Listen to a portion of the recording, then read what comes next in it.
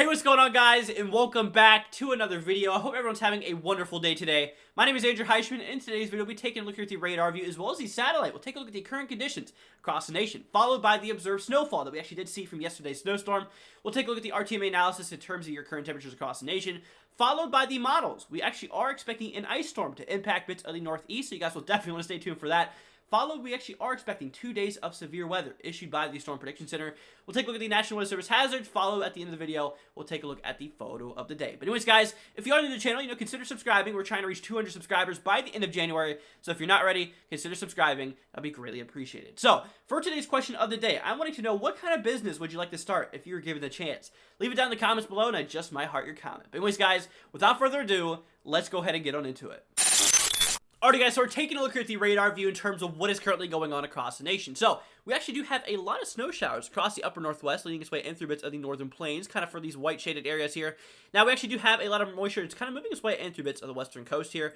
Now, we actually do have a little bit more snow shower activity across bits of those, those upper elevations here of Oregon, leading its way into Washington, basically transitioning from rain into snow as you do go up in those, those upper elevations, because it is a lot colder up there, which allows the precipitation type to turn to snow, because, like I said, it's below freezing. So, we actually do have some rain that's currently falling across some of these regions too, basically bits of California, Oregon, as well as Washington State, as well as southwestern parts here of Idaho, with a little bit more snow falling across the region.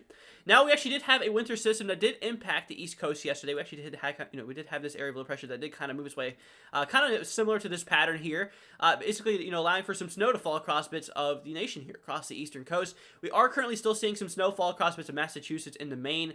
Currently, this is expected to exit the region here by later on this afternoon. So, that's essentially what we're dealing with in terms of the radar view. Relatively clear across the majority of the country here, except for the upper northwest, as well as the upper northeast here, as we are currently seeing some snow, as well as some rain occur across some of those regions. Now, guys, let's go and take a look at the satellite view, and let's see what we're dealing with in terms of your current weather across the nation. Alright, so guys, we're taking a look at the satellite view in terms of what is currently going on. So, we do have some injection. We actually do have a little bit of moisture moving its way across the western coast.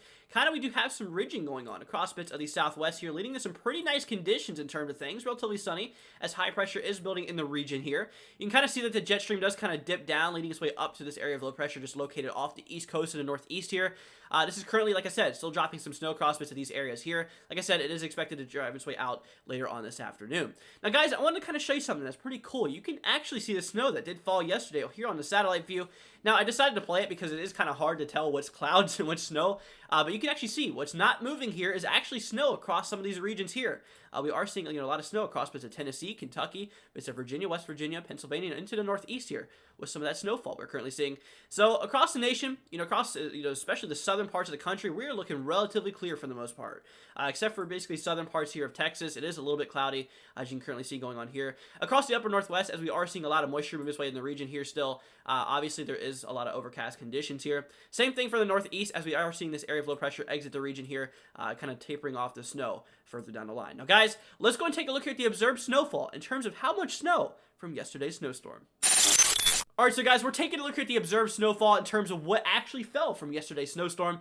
So the majority of the snow for bits of Tennessee kind of fell across the north central part of the state here, up to 6 inches or a little bit more across some of these regions, like I said, across the north central part of the state. So kind of same thing for bits of central and eastern part of Kentucky, maybe up to 7-8 inches at most across the central and eastern part of the state here. Now, in terms of where we saw the most snowfall, West Virginia definitely takes the cake for this one. Take a look at this. Over a foot in some regions here, basically across the central and northeastern parts here of the state, showing that near a foot, if not over a foot in some areas, has actually fallen across these regions here. Basically across bits of Ohio, maybe 1-2 inches or so kind of fell across the extreme southeastern part of the state. And through bits of Pennsylvania, maybe up to 5 or 6 inches has fallen, especially across the southern part of the state. And through bits of Maryland, kind of same thing across the north central part of the state, maybe 6 inches or so. And then we actually do have Virginia that did see probably around 3 or so inches across bits of the northern portions of the state. You can kind of really see where the snow line really did impact the region here. Same thing, like I said, for bits of New Jersey here. We actually are seeing, maybe up to 5 inches or so. Now, here's the thing. The snow totals really did ramp up whenever it moves its way to the northeast. Areas such as Long Island, Connecticut, as well as Massachusetts, really seeing a decent amount of snowfall, potentially over 8 inches in some of these regions here. So, that's pretty much what we're dealing with in terms of the observed snowfall. I just kind of wanted to go over that in terms of what happened from yesterday's storm. Now, guys, let's go and take a look here at the RTMA analysis in terms of your current temperatures across the nation. Alright, so guys, we're taking a look at the temperatures in terms of what is currently going on across the nation. And boy, do we have a lot of cold temperatures across the nation. Take a look at this. Negative double digits across bits of the northern parts here of the plains and through bits of the Midwest. Take a look at this. West central part here in Minnesota showing negative 21 degrees Fahrenheit. That is really, really cold.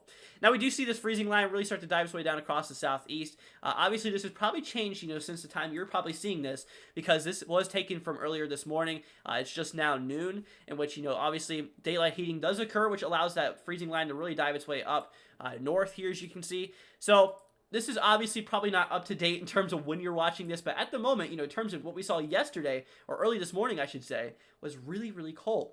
Now, across the western coast, you might notice actually quite warmer. We actually do have some ridging going on, like we did see on the satellite view, actually allowing for some nice conditions to really drive the way in the region. Sunny skies, along with, some warm air kind of moving its way in the region here. Potentially 50s across some of these regions, relatively nice. Now, across some of those upper elevations, obviously, you still gonna, you still are gonna see some freezing temperatures.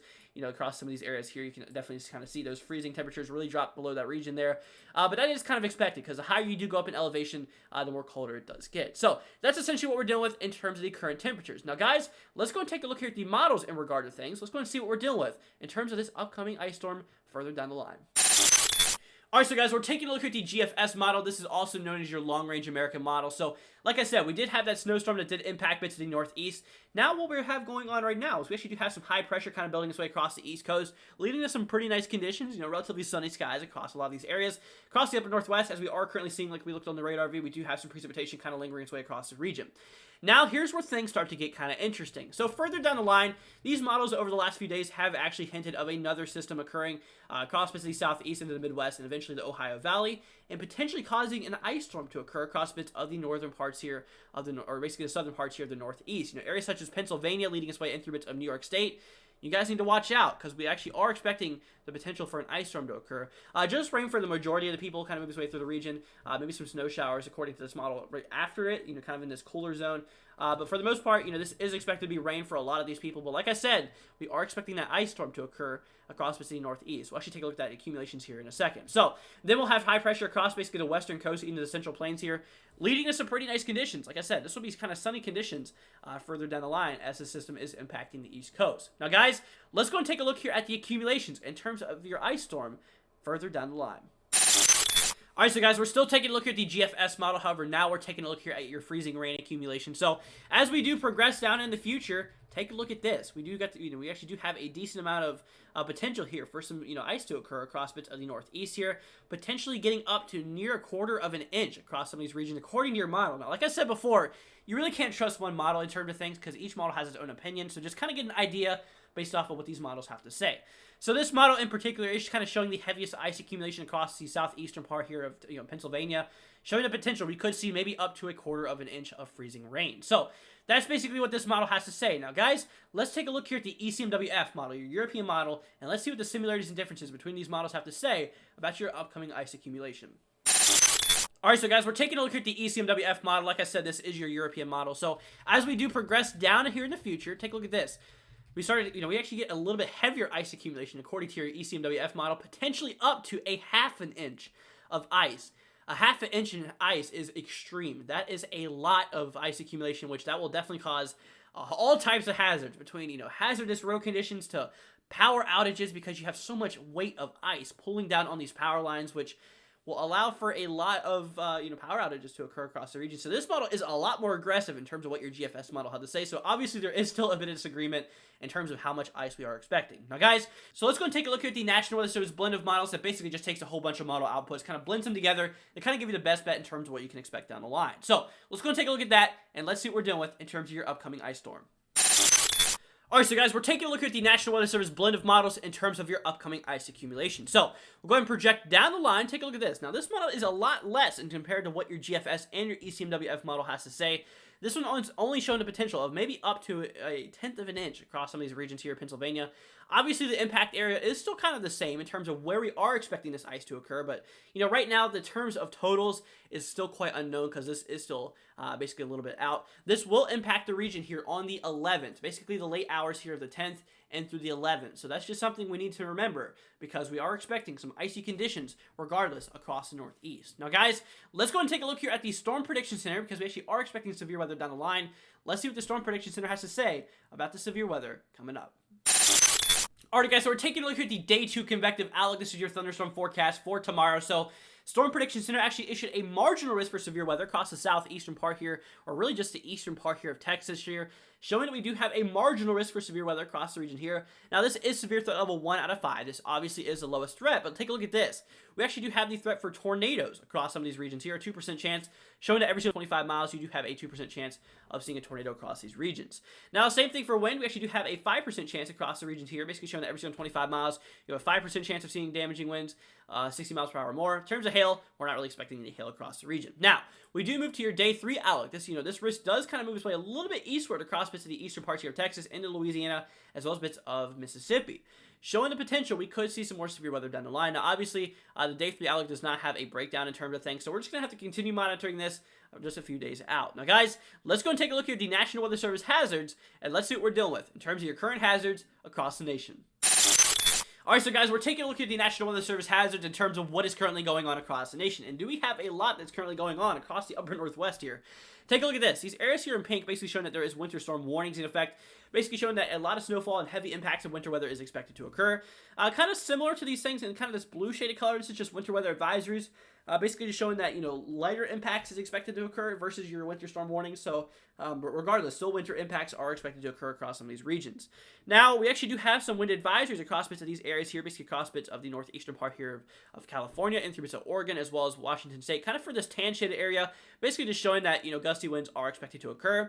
Now, in terms of things, we actually do have some high wind warnings, across these areas here, basically across these, kind of yellow shaded colors here, basically showing that heavy winds are expected to occur. And guys, if you have anything loose outside, such as lawn furniture or anything that can get blown away by the wind, I recommend bringing it in just until these have been lifted. Now, believe it or not, we actually do have some heavier impacts of winter weather. We actually do have a blizzard warning in effect across basically the northwestern part here of Montana, showing that blizzard conditions are expected to occur. So, that's essentially what we're dealing with there. We actually do have some flood watches and flood warnings across the upper northwest here, especially for the western coast here of Washington State here, showing that with the flood watches basically across this dark green shaded color, showing that flooding down the line is possible, and the light green basically showing that flooding is ongoing at the moment. So that's essentially what we're dealing with there. We actually do have some dense fog advisories basically across bits of the California region here, showing that, difficulty with visibility due to dense fog is expected across some of these regions. Now, guys, let's go and take a look here at the photo of the day, and let's see what we're dealing with in terms of this. Alright, so guys, we're taking a look at the photo of the day. This one goes to my man Andre again for taking this beautiful shot here of a thunderstorm. So congratulations on being selected for today's video.